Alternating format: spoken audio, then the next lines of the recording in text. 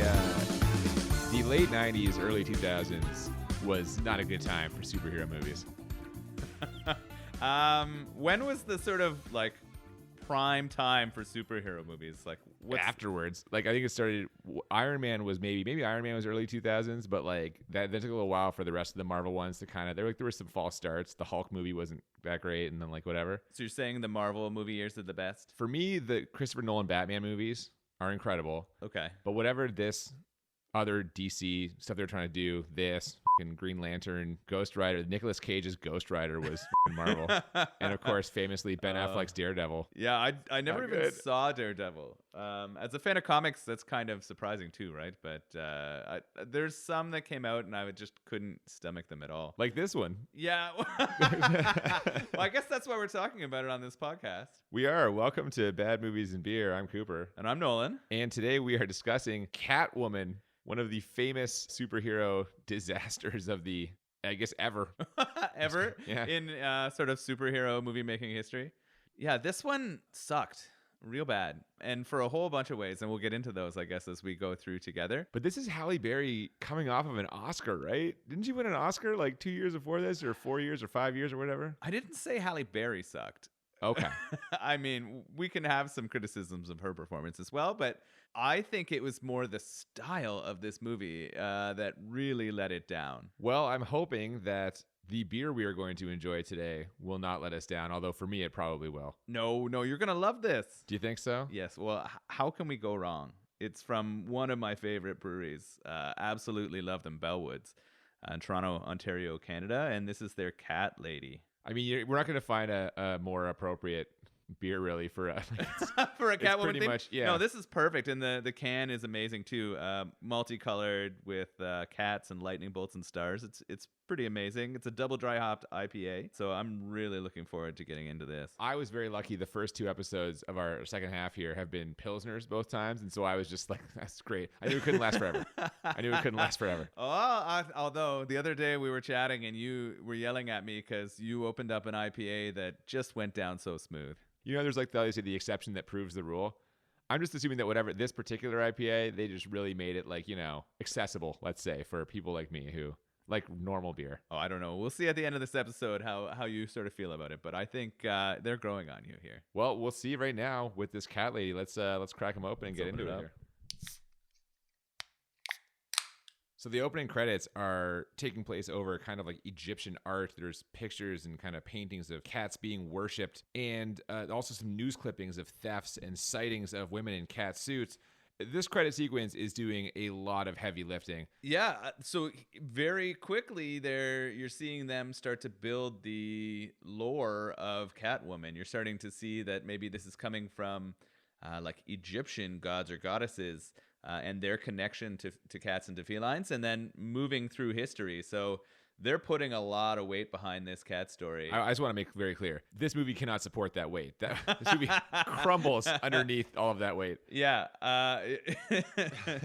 So, yes, they do sort of set up quite an extensive lore about that connection. And you're right, it struggles to live up to that hype. So we do get into it pretty much right away. We get a voiceover from Halle Berry's character that says, "It all started on the day I died, which was also the day she started to live." I laughed out loud.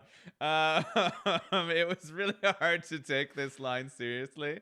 We discussed really briefly sort of the Catwoman lore. I feel like that is something that it's been connected before, that sort of death and rebirth. Well, she's got 9 lives, man. Yeah. Cats have 9 lives. Well, exactly. But I guess that connects well to the comic book lore or the sort of lore of superheroes. Most of them are kind of having their second start. Absolutely. And we get the impression that she's having a start right here, or at least this might have been the end of her 9 lives, because Halle Berry is literally floating face down in water. But all this comes later. And so we go back in time. Halle Berry is looking frumpy. She's working ad campaigns for a beauty company. The company owner is making an announcement about a new campaign for a product called Bioline, when his wife, Sharon Stone, who has been the face of the company, interrupts and takes this chance to announce that she is stepping aside. Yeah, so I think previously for this pharmaceutical/beauty company, she was always the face of it. But as we learn sort of later, she's surpassed that magical number of 40, and she can't be there anymore. And boy, is this a recurring theme throughout this movie, eh? Yes, that's sort of hanging on to beauty and age and the connections that go through there. Yeah, well, there's a tense conversation between husband and wife, and that's the exact moment that Halle Berry's character picks to interrupt them and ask them if the owner of the company likes her campaign art. He does not, and he insults her sense of style. She's got one day to fix this art. Yeah, she's about to put in 24 hours really hard artwork here. It's going to be hard because there's a very loud party happening. Oh, yeah. She gets home. She tries to get some rest before she has to crush this art campaign, and there's a party keeping her up. Now, she does go to try and ask them to quiet down, but in addition to looking frumpy as hell, she's also, not very forceful with her personality. Unbelievably, this tactic does not work. They are unimpressed with her, and they will not. She sees a cat. She makes strong eye contact with this cat. She does.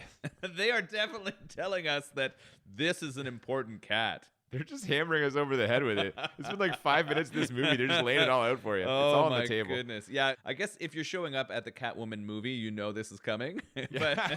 That's a great point, yeah. Yeah, so this isn't really a surprise, but they are feeding it to us like very small children, yeah. Well, the next day, that same exact cat climbs up the outside of her building, and inexplicably, she decides to go out onto the ledge to get it, which I don't know why. It doesn't belong to you. It's not her cat. Well, what is she doing? That eye contact sort of made them soulmates. She knew right away she had to go rescue this cat. Like, no, I questioned it immediately as well. I was like, cats are really good at walking on narrow things. Humans, not so much.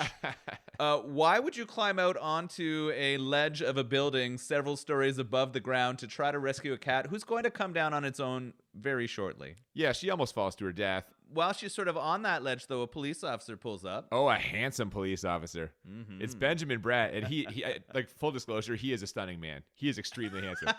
Are you laughing? You tell me it's not true? Tell me it's not true. He's a handsome man. Like, Law and Order, right, is where I have the connection from him, right? For movies, Miss Congeniality with Sandra Bullock. Yes. Yeah. All right. So you definitely sort of, that brought me back to that. Like, he definitely felt like he was in the correct role here. Oh, 100%. Yeah, you want a handsome man. Yeah. He rescues her, and he's handsome as f***. He is. I'm sorry. He is. Well, they go into that very quickly. This is not a recurring theme. It turns out it's not even her cat. He is a little perplexed by this, but like strangely intrigued. I guess you can see kind of below the frumpiness to the beautiful, talented Halle Berry living underneath. Yeah, he gives us his name. He's police officer Tom Lone. He saves her, but then she quickly remembers she has to get to work on this project. Yeah, runs away before he can find out more about her or get her number or anything like that. But conveniently, what happens? Well, so she drops her wallet. Yes. So she drops it on the ground. He tries to chase her down with it, and she's off. She's gone. She's gone to work. At the office, Sharon Stone walks in and she sees that her image has been replaced by new models, literally by new models. She's out, they're in, she's feeling kind of down, and at that exact moment, her husband shows up to tell her that she's old. Just like... And he cancels lunch with her. Oh, yeah, man. We get the impression quickly that their marriage is not great. No, you can see that these two are only together for the power that it brings them both. Yeah. Benjamin Bratt shows up to return Halle Berry's wallet, which you mentioned she dropped. One of Halle Berry's coworkers says, "Hey, man sandwich, 12 o'clock.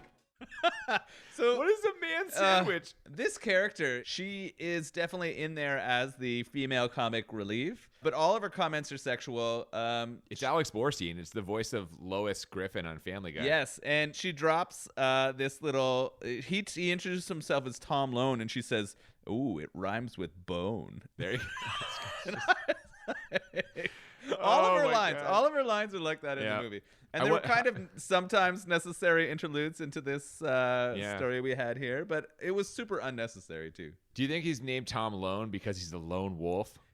He kind of gets into that. He likes to work alone on the sort of circuit. So it's not just a clever name. It's a horrible name. There could have been a way more creative name for this character. I don't know. Is there any like Catwoman lore about this, or did they just completely pick that name? This is bullshit. Catwoman doesn't have a police officer who saves us. Catwoman likes Batman, but Batman couldn't be in this movie.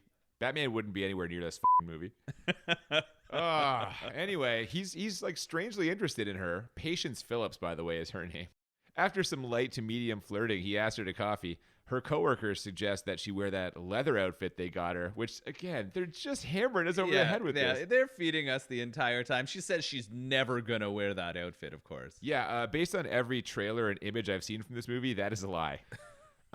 Halle Berry has to deliver her new art to like the factory for some reason where they make the stuff. Why is she delivering plans there? So she's working late. She's just trying to get this art done. Everyone else in the office has left, and she calls the messaging service, I guess, who is supposed to deliver the art for her. When she tries to deliver it, though, I guess the messaging service is no longer working. It's only 15 minutes before her deadline. So she decides she's going to hustle it down to the lab. Why does it have to return there, though? I don't know. Why on earth would the art be there? I assume that the guy works in the same place she does. Like, I thought she just had her to go up an boss's office. elevator. Yes. So I don't know. man. So she decides to go to a lab. It doesn't make sense at all. As soon as she gets there, you know that creepy shit's about to go down. Well, we get the ominous lighting, and it's after dark, and, we hear some scientists talking, and one of them is sharing his concerns that this new beauty product, Bioline, has not only minor side effects, which include headaches and nausea, but it also has long-term ones, including horrible face scarring. And also, it's highly addictive. Yeah, and he sort of shrugs off the addictive, too. He's like, oh, that would be fine, right? Because it's going to make us a lot of money. But I'm not okay with women later being scarred for life. And they have an image up of their new sort of spokesmodel, and she's got scars all across her face. What is Sharon Stone's sort of response to this?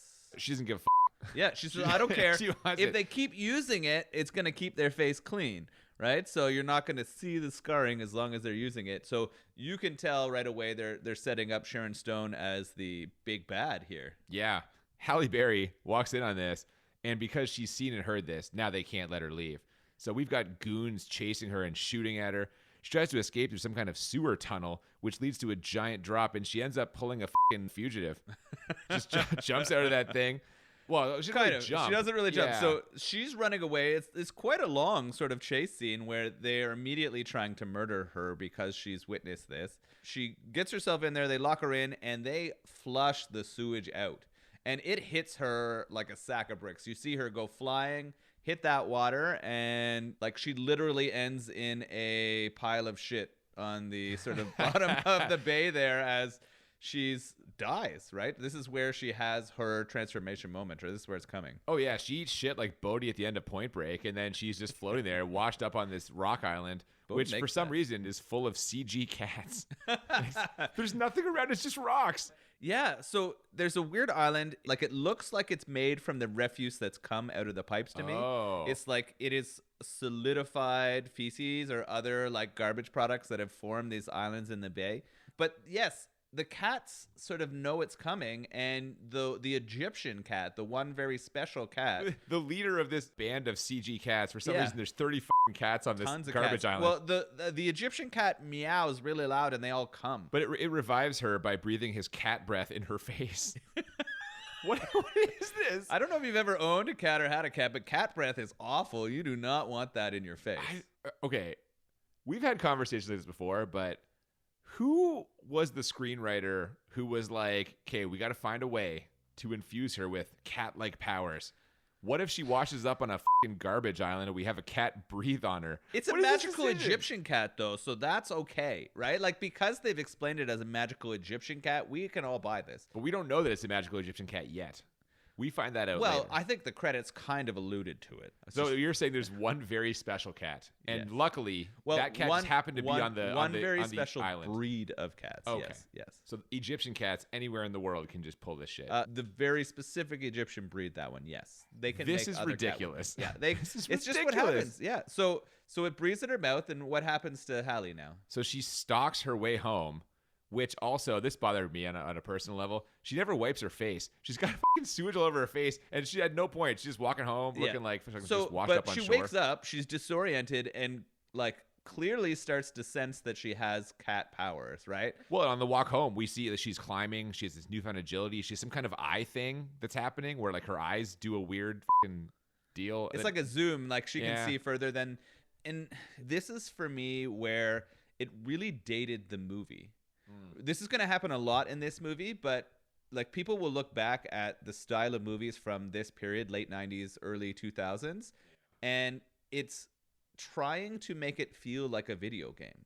Like, I felt like a lot of the cinematography decisions in this about putting people up high and the way that they move them was intentional around something they did at that time, and it falls so flat. It's almost as if they looked at like video games that were popular at the time and like the graphics and were sort of like, well, now that we have this CG ability, we can do stuff like this. Let's make it look like that. People like video games. We can do this. I think they definitely had those conversations in making this. And I think that it really hurt the sort of viewing and connection I had with it. Like, as a fan of video games, you don't need to try to replicate that in your cinematic experience. Let video games be video games. Let movies be movies. Speaking of her being up high, she wakes up at home only she's sleeping on a shelf instead of her bed. Oh my God. I just fucking groaned. I'm like, come on, man. We get it. Of Cats course sleep on a fucking shelf. Of course she falls out, right? Well, of course. Turns out that she's been sleeping so long that she has missed her date with Benjamin Bratt. So she decides to return the ledge cat to its owner. This is a real cat lady right here. Ophelia Powers. Okay, what is this house in the middle of this city? So it's this beautiful old house. Surrounded by skyscrapers. It has an incredible library. It seems really out of place. And we get introduced to this real cat lady, right? Do you think her house has like a historical landmark designation? How definitely. the else is it possibly I think definitely even in it the is city? that house that has that historical landmark. And my question was, was she the old Catwoman? Like, for me, I was wondering whether she was a Catwoman. I was wondering whether Ophelia Powers, that name, was meaningful, and whether we had like a transition of powers now. It's a mentor-mentee scenario. Yeah, I wondered if that's what was happening when she came here. Like, this woman is thankful the cat's there. She knew that she was coming, right? She's kind of like, oh, good, you're here. Yeah, it's one of those things. Yeah, and then she has tons of cats. Like, her house is full of them. She also has tons of history. She gives Halle Berry a history lesson, basically, as if the opening credits did not give us enough. And then, because she knows what's up, she throws a toy full of catnip at Halle Berry, and Halle Berry basically fucks this with her face. She just rubs it all over her face. Yeah, she takes this ball of catnip and does rub it all over her face, and she's decides she's not ready for this info, though, right? Like, this is I'm out of here. She bolts. As any natural person would, right? Like, if you go to a weird lady's house and she's got all this strange cat history for you, you're probably going to get the out of there. And Halle Berry does the right thing. She does. Maybe she was just embarrassed by how erotic she made that catnip facial she gave herself. Jesus Christ. Later on at work, her boss is ripping her a new one over not delivering the designs, and she goes off on him and gets fired. We got a new personality showing up here. She's, clearly conflicted on her walk home. She hisses at some dogs that are barking at her, which... me. Like, again, the Catwoman of the comics, there's no fucking hissing. She isn't like part cat, whatever. Yeah, they're really laying into it. They're sort of playing with the confusion she has over this transition. She's very captivated by a necklace in a window display that she sees. Her friend, who is walking home with her, that's the crass one Sally. from earlier, Yeah. faints, and they end up going to the hospital. Turns out her friend has been using that new product, Bioline. Yeah. So I think very quickly, or it's not in this scene, but I think in the next scene they have in the hospital together, she discourages her from continuing to use that product. Because she's figured out clearly that it's not healthy for you, and it's causing some of the problems for her friend. And yet she doesn't tell her friend exactly all the things that were said. She isn't like, oh, this will happen, this will happen, this will happen. She's like, you should really stop using that. She leaves it maddeningly vague. That is true. And I don't know if she did that to protect her friend. Like, if she thought her friend knew, they would come after her too. Good point. Her friend is very mouthy and has a Yeah. very loud, noticeable voice. If she was like, started walk to the opposite side of shirt. Yeah, like, if she's like, this is poison, then she's going to be... I've seen a pretty good impression of her. So that's pretty she's good. going to be in trouble. Yeah. So she stumbles upon Benjamin Bratt, who is giving a pep talk to some inner city kids. Halle Berry has tracked him down, I guess, using her new cat abilities. And now we get an absolutely ridiculous basketball scene where Halle Berry, who appears to have zero real-life basketball talent, plays one-on-one with Benjamin Bratt. And I mean, my God, these must have been like basketball cats that revived her. Maybe they were once owned by the Harlem Globetrotters, because she has this, all of a sudden she has this mad handle and she just dunks on him. She jumps up and dunks on him. It is the least realistic looking thing I've ever seen in my life. We are again getting into the video game territory here. On. This scene was absurd. I got like out loud gut laugh at it because she clearly has no basketball skills. None. Challenges Benjamin Bratt. She tries to dribble with her own skills, and then they start computer generating an actual person who can do it. She does some weird jumps off the wall, and you can see her cat abilities taking over here. And it's awful. It's really bad. The kids are impressed, though. Who was the target audience for this movie? So I was wondering that too, and it's got a real kind of like, and I almost hate to use this phrase, but like it's got like a girl power vibe. Like it's almost like a But then why this scene? Because she's fucking beating the man at basketball. I guess, but the scene itself, or the way that it played out, felt really juvenile. It felt like the way that it was designed was for kids. Like this is a scene that the kids are gonna love, and I couldn't handle it. It was really bad. We started getting some of that camera work in here too. Yes. Where it was Quick flying cuts. all over, crazy cuts, crazy zooms. I even wrote down that it was kind of making me nauseous. Like it was so bad that it was affecting my ability to watch it. And that never happens when I watch movies. 3D movies, any kind of movie, I'm fine with it. But the way that they were doing it was so aggressive in this that I was feeling off. I was like, this is not good. Well, whoever that scene was for, it ends, and then we go back to Sharon Stone. She finds out that she hasn't just been replaced as the face of her company. Her husband is also spending time with a different lady. It's one of the models. So Sharon Stone smashes some glass, and when we see her hand, there's no cut. She is not bleeding at all, despite literally shattering a glass in her hand.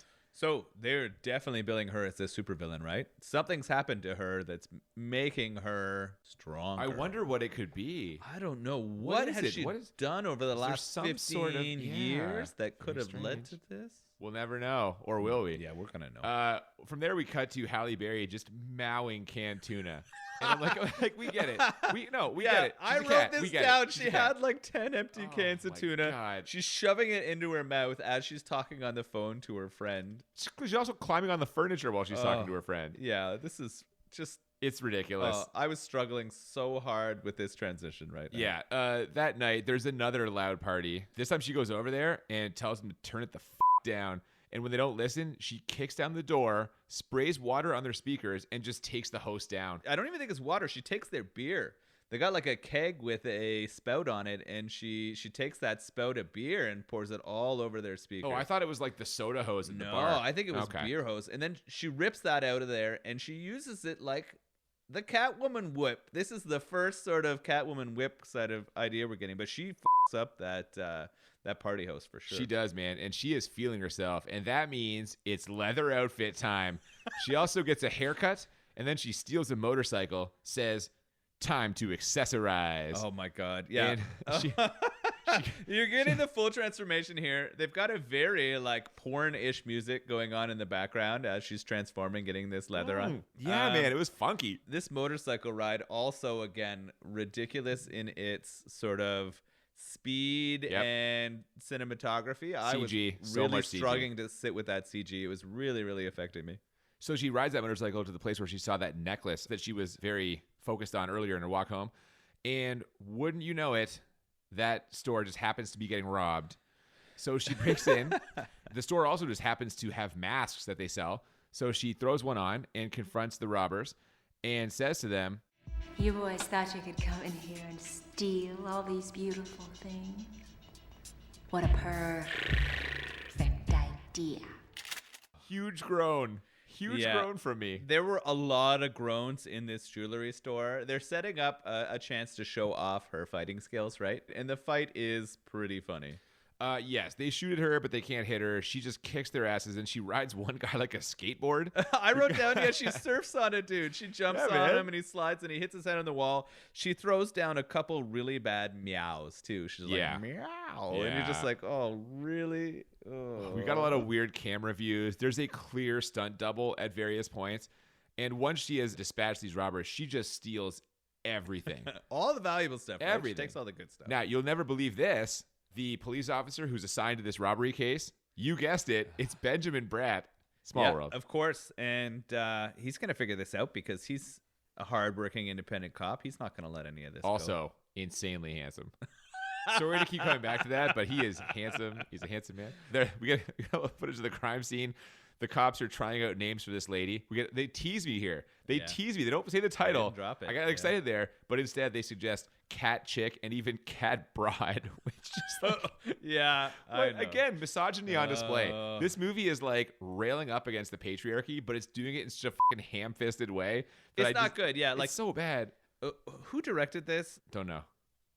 I would be very surprised if it was written and directed by women. You think it's one of those nobody in the room things where it's like a bunch of like white guys being like, "This will be great." Yeah, that's Yeah. what it feels to me. Like it was a bunch of, I could be very wrong, but I feel like it was a bunch of white men writing what they think women should like. It does seem too heavy-handed.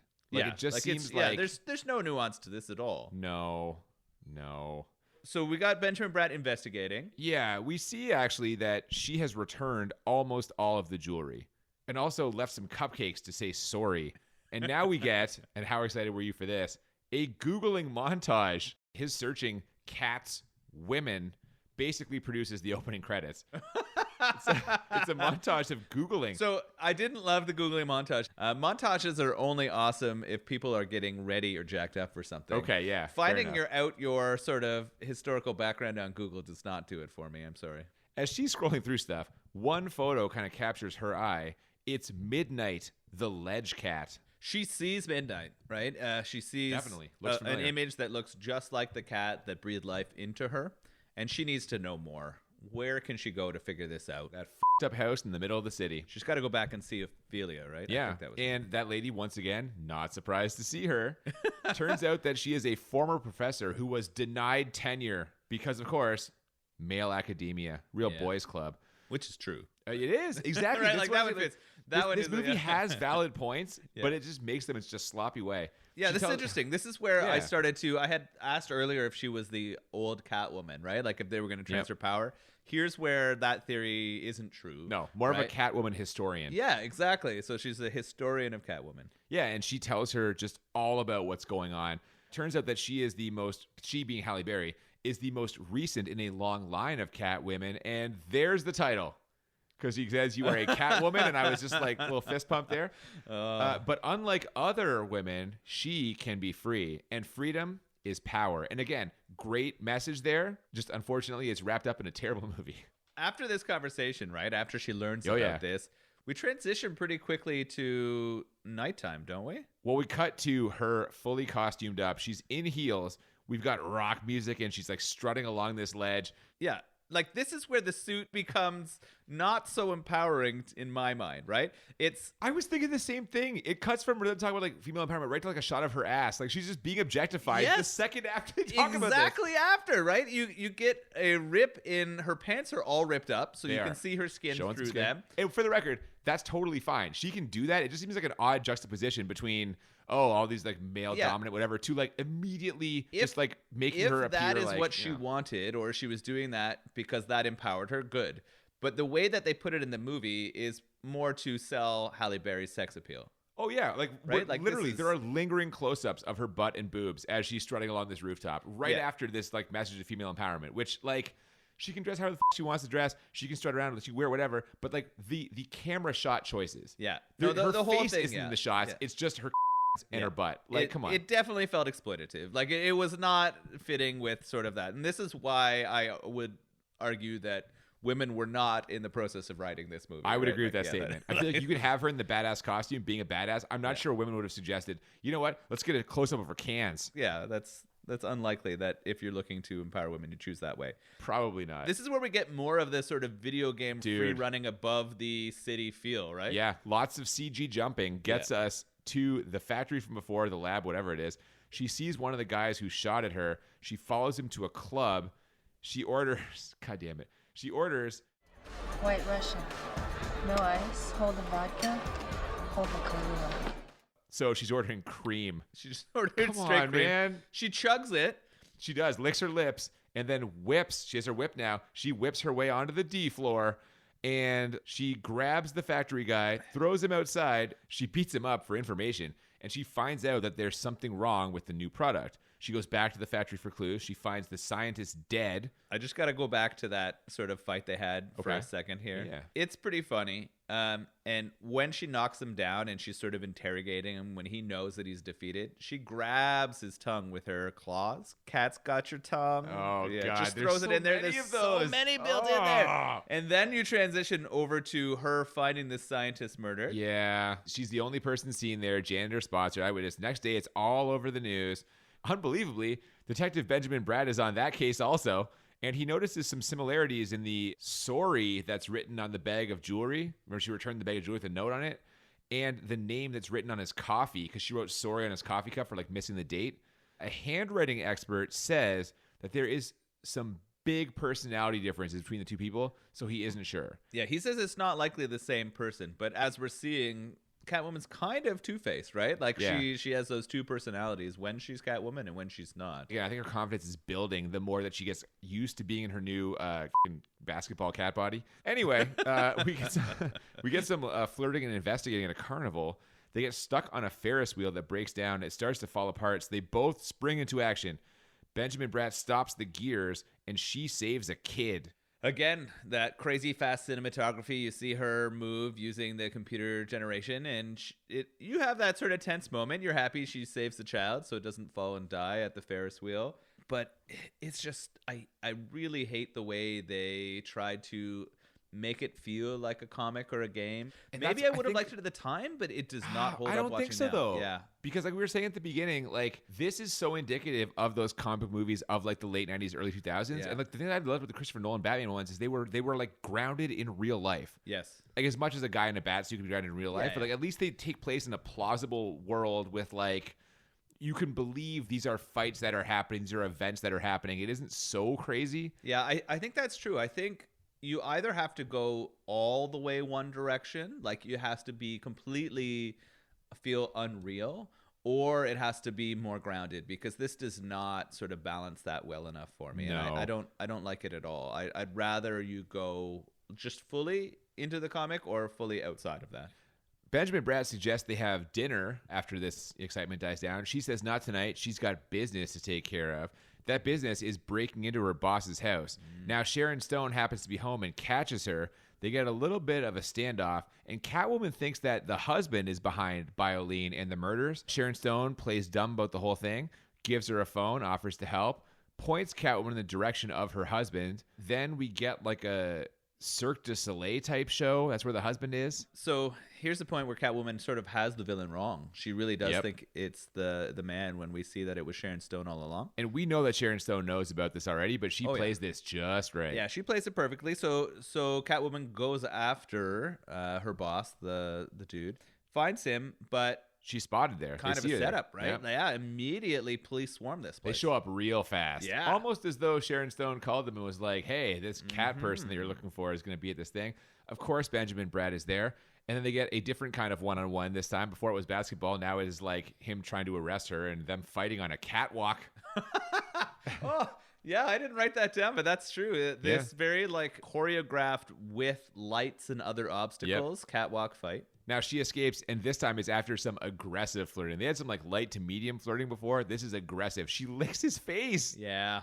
As Catwoman, right? Like, so she's kind of pushing the boundaries as Catwoman, where she's being sort of shy in person. The next day, the owner of the company, Halle Berry's boss, is freaking out. Sharon Stone taunts her husband. He takes a swing at her, and when he hits her, he hurts his hand. See, apparently years of using Bioline has turned her into some kind of stone woman. Pardon the pun. Yeah. Obviously. This is where I wrote down Sharon the cream's Stone. making her a supervillain. It is. Yeah. From there, we go to date night. It's Halle Berry and Benjamin Bratt. They are actually having that dinner. She kind of feels him out a little bit. He wants to know more about her.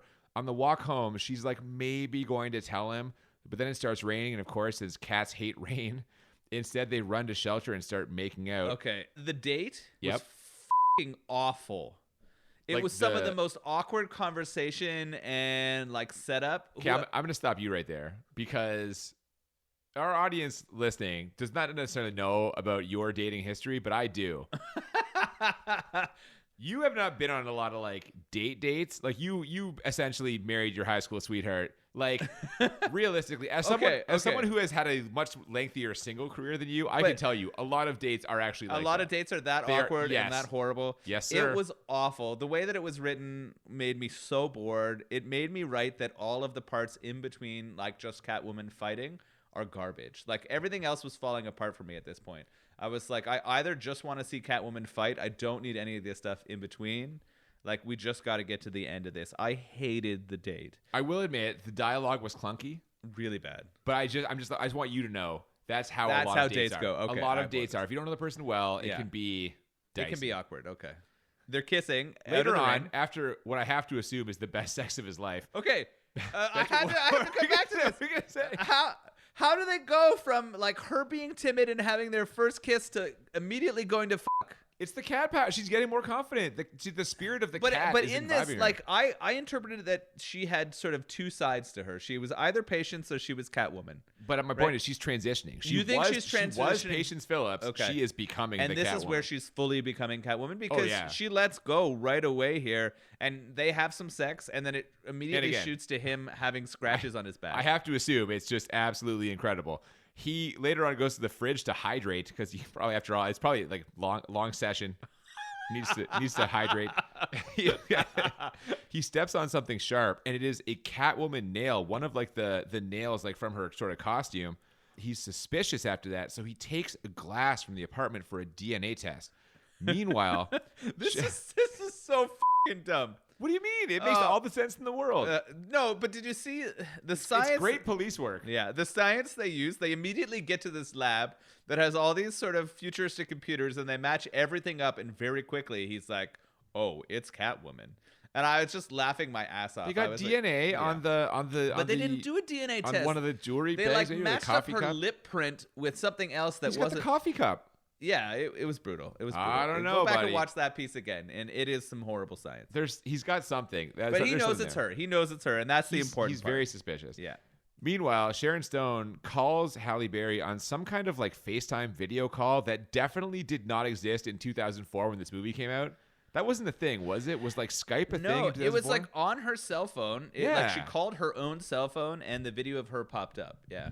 But Sharon Stone, again, playing this just perfectly, tells her that she was right and there is something wrong with Bioline and they have to stop it before it hits the shelf. So she is just making herself seem super innocent. Yeah. Great job by Sharon Stone. She does a good job in this villain role, right? Like she plays it really, really well. I think that would be a strong part to this movie is the way that they've done that. It's super on the nose, but she does everything that I'm sure the writers and directors asked of her in this movie. Well, I think it helps that it's going to sound ridiculous, but I feel like Sharon Stone in real life is kind of like inherently unlikable. Like I think generally speaking, like I'm serious. Why? Like, why is that? Do you think women or men like her? Do you think most people don't like her? I'll tell you the honest reason. I think the honest reason is, unlike a lot of female celebrities, when Sharon Stone kind of aged out of, like you mentioned earlier, like above the age of whatever, you sort of like lose your Hollywood access card essentially. Yeah. She did not go gently into that good night and was kind of like very vocal about like kind of how it's bullshit. And I think that alienated her from a lot of people. I mean, good on her. Right? Like, I agree 100%. Yeah. But I see what you're saying, right? Like that kind of got her blacklisted a little bit. I saw her one time speaking on like a panel of, it was for maybe it was for like the TV show Ratched. Is she in that show Ratched? But it was like, I just remember the star of that show was there and a couple of other, like, it was women of different ages, like various, and like Sharon Stone, she was like leading this thing talking about how like there aren't enough roles for women in Hollywood. The ageism thing is real. The sexism thing is real. So she's very outspoken about it, which I think for a lot of people is a turnoff. But what would so I think that's really interesting, right? Like I think she came onto the scene and was mostly kind of exploited for her looks. Yeah, right? exactly. And it makes sense that as she ages and her looks change, people should try to appreciate her for other parts of her acting ability or skills. I just wonder why she would take this role.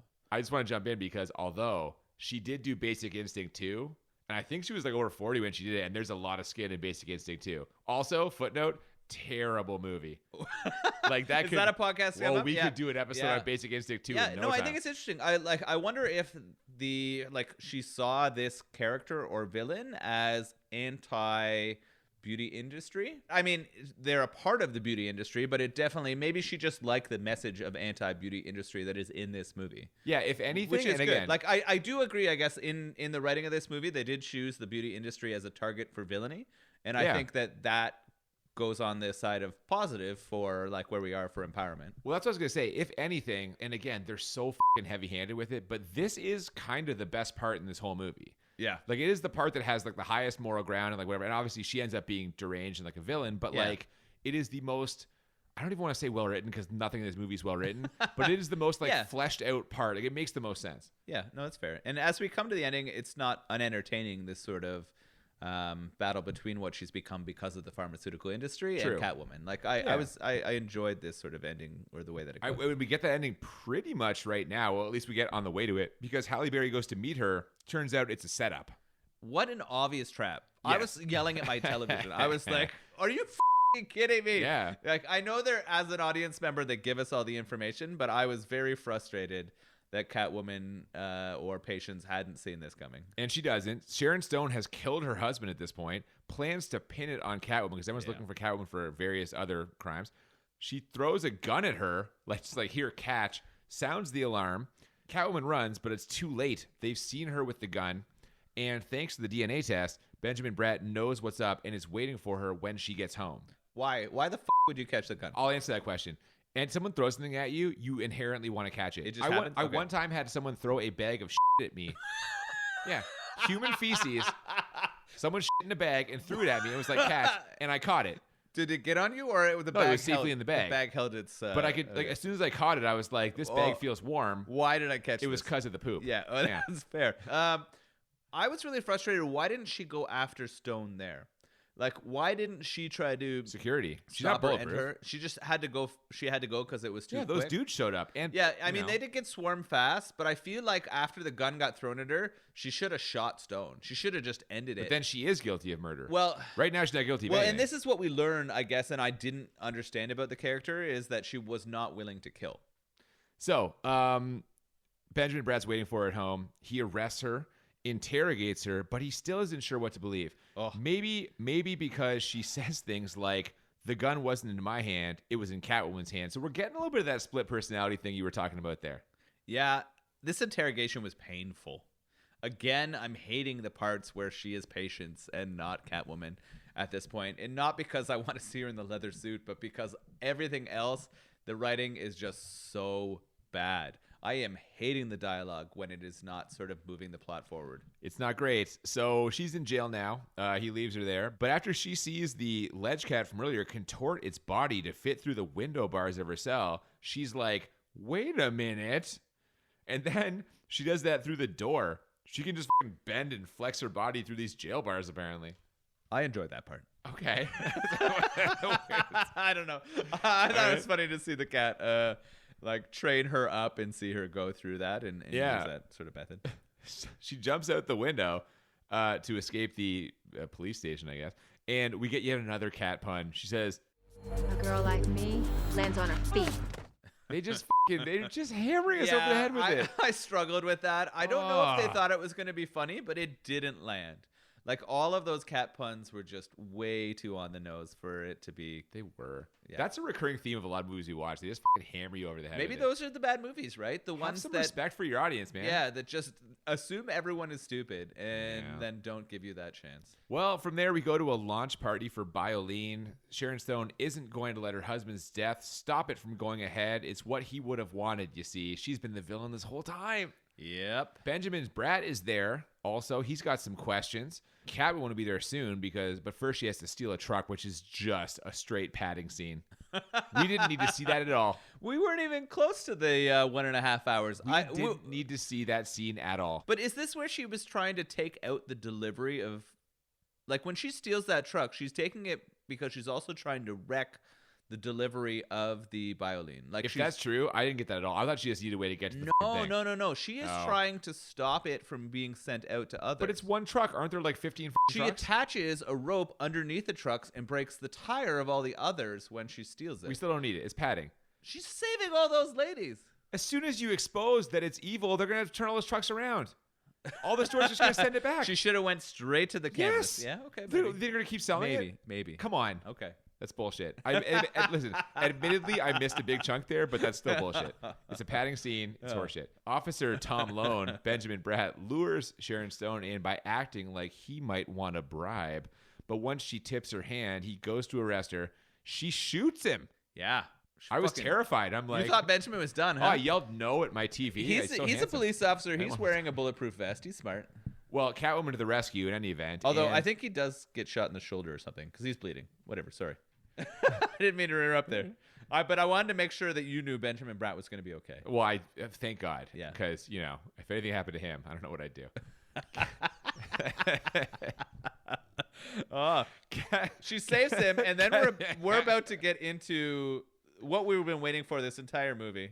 Oh, man. So they try to escape. Yeah. Benjamin Bratt's fighting off some goons. We get a one-on-one fight scene with Catwoman versus Sharon Stone. It's a cat fight. My God. Oh. It's coming. It was set up. They were setting this up. I can't it believe was. they didn't throw that line down. I thought one of them was going to be like, Okay, but I had this thought. So, okay, she can't be hurt, but this still shouldn't even be a contest. We've seen what Halle Berry's Catwoman can do. I'm like, is Sharon Stone, is she taking like Krav Maga classes or something? Like, how is she? it is weird, and like on technique alone. and like, you should callous assume barrier. that only the parts of her body that have been creamed are like impenetrable. So has she been rubbing We might have it to edit all that. over? I don't know. You said the parts of the body have been creamed? I don't think that's okay. Well, you know what I mean. She's been using the body lotion yeah, cream I know on what you mean. herself. She has gained this like sort of strength or stone skin. She can't be rubbing this all over herself. She can't even reach her back. She's got some weak spots, is what I'm saying. I had that thought also, actually. Yes. Anyway, Sharon Stone fakes like she's been hurt. Yes. And then stabs Catwoman in the leg with some broken glass. Oof. And now she has her hanging out of a window, but doesn't finish her off. Well, And she's this is trying. She hits her with a fucking pole a couple times there. Oh, but you know what? She allows Catwoman to recover. Well, And so sorry, I had to step in here because the writing is so bad right here. Sharon Stone says game over, and she's about to finish her, and Catwoman, for some reason, although she was kind of like slightly unconscious or stunned, regains her cat powers, dodges the sort of blow that would knock her right out of this tall window and fall to her death, and she drops an "it's overtime." yeah, but then she throws Sharon Stone out the window. It's overtime? Are you fucking kidding me? You're incensed by this. The line dropped, and it was so awful. It's not good. I couldn't believe it. I was so mad. And then you're right. Then she spins it around, and who goes out that window? Sharon Stone. Now, to be fair, Catwoman tries to save her because, again, she's not actually bad, but Sharon Stone falls. And that's pretty much it for this movie. Like, once the facts come out, Catwoman is a hero, and we end with a monologue and her dumping Benjamin Bratt, which... This is where this movie went out the window for me. I was on board until now, and I was like, what are you doing? Yeah. But no, she says, freedom is power, keeping with theme from earlier, and she's not going to live in his world. And we fade out with her walking into the moonlight. This all happens really quick. It does. When Sharon Stone falls from that window, there's a really bad shot of her like flipping over and over again as she crashes down to the ground. Like Yeah. It just felt wrong. Like it didn't feel like that was what would happen if she fell from that window. Maybe it is. Maybe it wouldn't. And then you have a scene of her friend, Sally. Had been joking earlier about how sexy the doctor was who was taking care of her. Of course they get together. I love it. Happy ending they for get together. Sally. Everything works out in this movie. The ending is perfect for everyone except for Benjamin Bratt. But he always But you know wanted what? to be But alone. I guess He in always wanted to be keeping with a alone. movie whose theme is like tear down the patriarchy, it's kind of fitting that the only character without a happy ending is the dude. Unless you also count Sharon Stone, who fell to her death, and her husband, who was murdered. I mean, we don't care about them. So we're at the end of the movie. That's it. What do we do at the end of movies? This is the point where we're going to rate the movie. Now, in case you are just joining us for the first time, if you're a big Catwoman fan, and this is why you decided to check out our this episode We're sorry. first. We're sorry Yeah. if you're a big Catwoman fan, but we Um, do appreciate you listening. Yeah, we rate it twice, 2 times. 1 to 10 for how bad it is, and then 1 to 10 for how enjoyable it is. And the goal, and again, so rare, at least so far in It's our very first rare however many so far, but episodes, yeah, who knows? is to get a 10 out of 10 on both, or as we call it, the Crit 20. So I guess I'm going to go first here with how bad this movie is. Yeah. I'm not going to give this a 10 because there are some parts that are, I don't want to say well thought out. So this movie's not well thought out, but there are some parts that are like, there are some relevant social themes here. Again, I think the movie has delivered it in a very ham-fisted, like kind of terrible way, but I kind of get what they were going for. And I'm going to give it a 9 because it is really bad. It's really bad. The writing is so fucking awful. It's really bad. Yeah. It's But a I problem. do think Sharon Stone as the main villain, she plays it really well. I think the performance is good. I think that she makes the most out of what is a fairly like shallow part. I love Benjamin Bratt. That'll come in the enjoyable factor. But like good casting, putting him in this as like he's the exact right person for that role. It's a terrible movie, but I can't give it 10. I'm gonna give it a 9. What do you think? Oh, this was really bad. I had never seen it before. First time watching. Really disappointed in the sort of late 90s, early 2000s sort of choices. It's got that vibe. Yeah, for sure. I really, really disliked it. It felt really dated for me in that point. I disliked a lot of cinematography. You've kind of stole my thunder a little bit because I very much so think it is also a 9. Well, there we go. I don't think it fits all the way to a 10. I agree with some of your points about Sharon Stone's role. I'm not quite as keen on Benjamin Bratt as you are, but I'm not going to take anything away from. Well, to be fair, or you him. do wear glasses. so that's fair. That's fine. It was really bad, and I think mostly for the writing and computer generation and cinematography.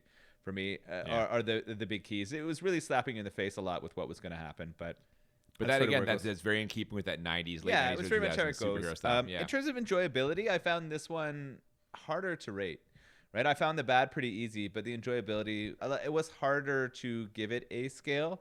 As the movie progressed, I really disliked the parts where it just wasn't Catwoman like progressing and moving through and fighting. Like I just wanted it to get there. Yeah, you made that very clear. You mentioned that I know all the way through times. this podcast. So clearly I didn't enjoy it that much. The Sharon Stone character was kind of entertaining. There was some fun kind of fights or ideas. I did laugh at some of the puns, although they were really overworked. I think I have to give it a 6 for an enjoyability scale. Okay. Yeah. Well, that is one more than I'm giving it. I'm giving it a 5. Wow. Okay. And the funny thing is, as I was watching it, I was like, this is a harmless movie. Like, it's not, like I was expecting it to be really, really bad. And I was kind of worried that I was going to like just not enjoy any of it. I'm obviously never going to watch it again. But you know what? Whatever. One time, I had some fun with it. Like, yeah. I think part of what makes it so enjoyable, Halle Berry, to me, there's something about her that just like you kind of want to root for her a little bit. And even though this movie is such a steaming turd, I can't be upset when she's on the screen doing Halle Berry things. I'm like, oh, she's charming, She is, honestly. Like I enjoyed her part in this, but I hate this era of superhero movies so much. Awful. It's a 5 for me. This movie is not good. Okay, so Speaking of not good, what? No. I was just gonna bring up Cat Lady. What are you gonna say? man, this is not my kind of beer. It's too. I don't know if it's because it's a double dry hopped IPA. So all that means is that while it's fermenting, they add hops to the process so that it is more bitter and has more hop profile to the flavor. Don't like it. So you want your IPA straight up. You don't want the double dry. I think you know what it is. I think generally speaking, I am now admittedly enjoying pale ales. I can do a pale ale, even some IPAs, but the double dry hop on this one, I think, just too much for me. It's not good. Okay, I loved it. But you would love it. I do. So super cloudy, super sort of bitter hop forward. I'd love to know what hops are in it. Because they make a difference definitely in the flavor or taste, but I really enjoy the Cat Lady, as I do with all of the Bellwoods IPAs and pale ales and all of their beers in general. And you know what? I enjoy some of Bellwoods beer for sure. I mean, their Jelly King sour was like the benchmark sour for a long time, at least in the Toronto area in Canada. They do a lot of fruited versions of that. They have one that tastes exactly like Five Alive, and I fucking love it. It's great. They also have like their Bellweiser Pilsner, which is great. I really enjoy that. But this one is just, it is, and we knew. We knew this wasn't a Cooper beer. This was the Nolan week. Beers. Thank you. Yeah. I appreciate that. Sometimes we pick beers for me and beers for you, and sometimes we pick movies for me and movies for you. But this was definitely a Nolan beer. Who was this movie for? Neither of us. Women's empowerment? Man. It was a misfire. But you know what? I enjoyed talking about it anyway. And next week, we are going to be watching a movie that I'm assuming many people have not seen because it was essentially like straight to video. Have you heard of FDR, American Badass? I have not seen this. It sounds familiar only because I'm starting to get into or down the road of some of our like movie making bad movie podcast kind of places, and this one is one that I think I've heard people talk about before. Yeah, essentially around like because the Abraham Lincoln Vampire Hunter movie came out. Yeah, I remember. I've read that book that sort of connects to some of that stuff. Right? Yeah, this is just a historical reimagining, let's say, of one of America's presidents. In this one, Franklin Delano Roosevelt ends up fighting Nazi werewolves in his like rocket launcher equipped wheelchair. This sounds fantastic. It's a comedy, which will be our first attempt at a comedy. We'll see, man. Like, we've never done a comedy? No. Holy. Not an intentional comedy. Really? Okay. That's sweet. Okay, I'm excited for that. So we'll give it a try. If you're a comedy fan, if you're an American history fan, if you are a fan of horrible movies and us talking about them, you should tune in next week for sure, because that'll be a good one. Yeah. In between now and then, you can find us on social media, Twitter, Instagram, at the BMB Podcast. If you have any suggestions for beers and or movies, send us an email at thebmbpodcast@gmail.com. Or slide into our DMs on either of the above-mentioned social media posts. And we'll be back next week with more. Until then, I'm Cooper. And I'm Nolan. And we'll see you next week on Bad Movies and Beer. Keep it catty. Own the night. Live without fear. Be more than human.